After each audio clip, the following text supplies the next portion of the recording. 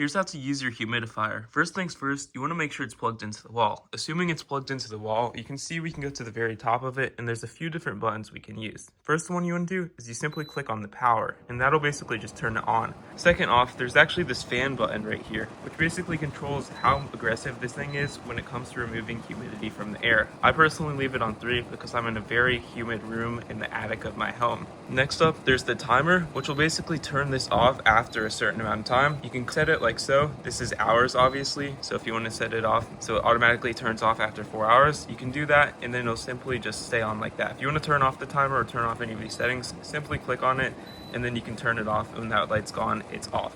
Next up, there's the custom setting. You can choose how much humidity you want in your room. Now, a good rule of thumb is about 45%, but if it's a little musty, you could even be more aggressive and set it down to 40. And you just want to leave this on once again. Or you can obviously put it on comfort mode, which basically is a default 45%, and it'll basically just stay on until the room is at its custom point to keep it around a steady 45%. This helps prevent mold, but one thing to note is you simply want to take out the water once in a while. You can see there's this line, and basically all you need to do is you pull the water out of it like so.